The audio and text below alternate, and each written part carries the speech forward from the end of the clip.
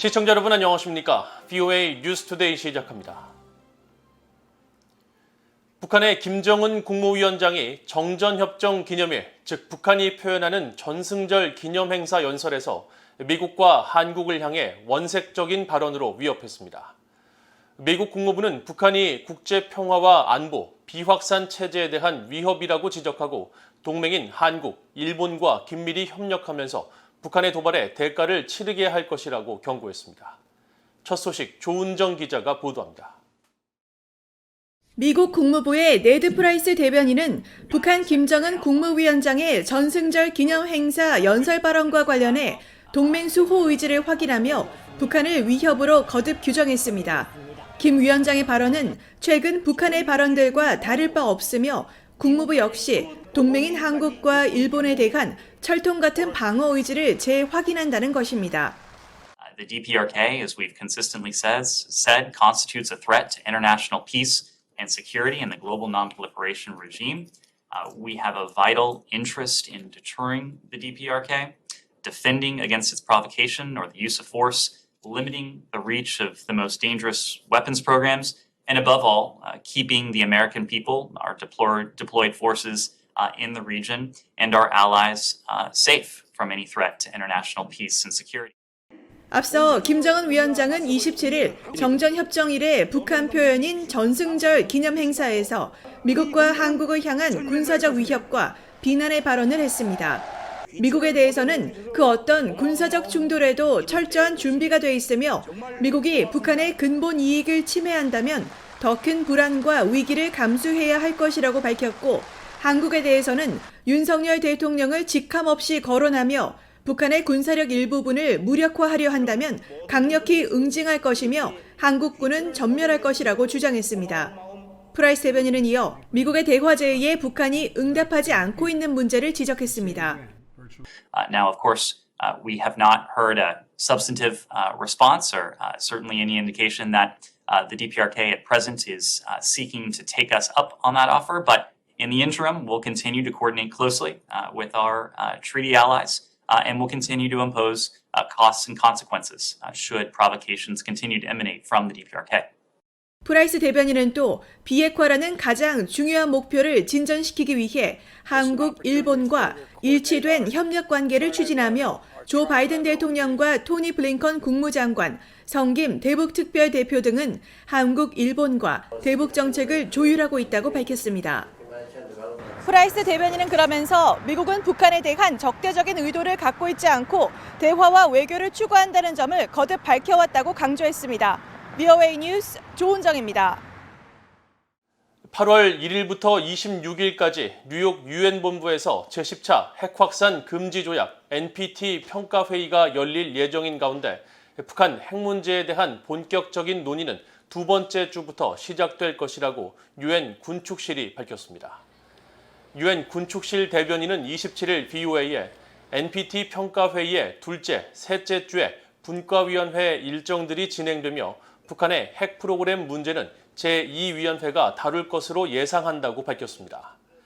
제10차 NPT 평가회의의 3개 분과위원회 중 제1위원회는 핵 군축 문제를, 제2위원회는 안전조치 협정과 비핵지대, 제3위원회는 핵 에너지의 평화적 이용을 논의합니다.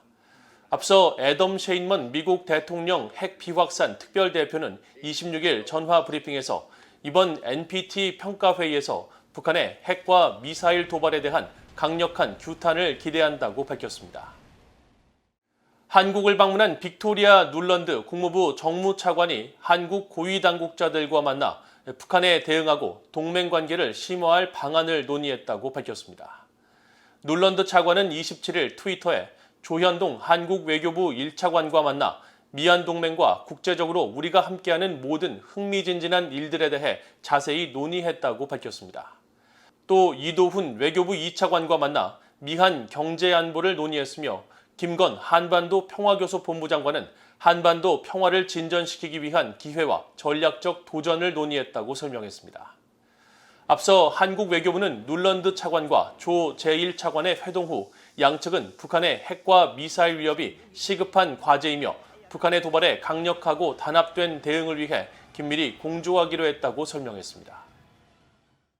조 바이든 대통령과 시진핑 중국 국가주석이 28일 전화 통화를 하고 타이완과 러시아의 우크라이나 침략 문제 등을 논의했습니다. 백악관은 이날 보도자료를 통해 이번 통화가 양측 간 차이를 관리하며 이해가 일치하는 부분에서 서로 협력하기 위한 노력의 일환으로 두 정상이 양자 관계와 다른 영내, 국제 문제 등 중요한 여러 현안을 논의했다고 밝혔습니다. 바이든 대통령은 특히 타이완 문제와 관련해 미국의 정책은 변하지 않았으며 미국은 현상 유지에 대한 변화나 타이완 해협의 평화와 안정을 저해하는 일방적인 시도를 강력히 반대한다는 점을 강조했다고 밝혔습니다. 미국 정부 고위 당국자는 이날 통화와 관련한 전화 브리핑에서 두 정상이 기후변화와 보건안보, 마약 퇴치 등 양국의 협력 분야와 러시아의 우크라이나 침략 여파, 그리고 타이완 문제를 집중 논의했으며 두 나라가 이견과 관련해 소통 채널을 유지하는 것이 중요하다는 점을 강조했다고 설명했으며 북한 문제에 대한 언급은 하지 않았습니다.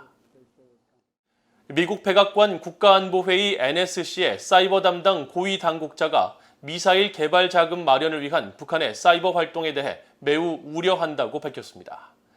특히 북한은 미사일 자금의 30% 정도를 사이버 범죄 활동으로 마련하고 있다며 대응을 강화할 것이라고 강조했습니다.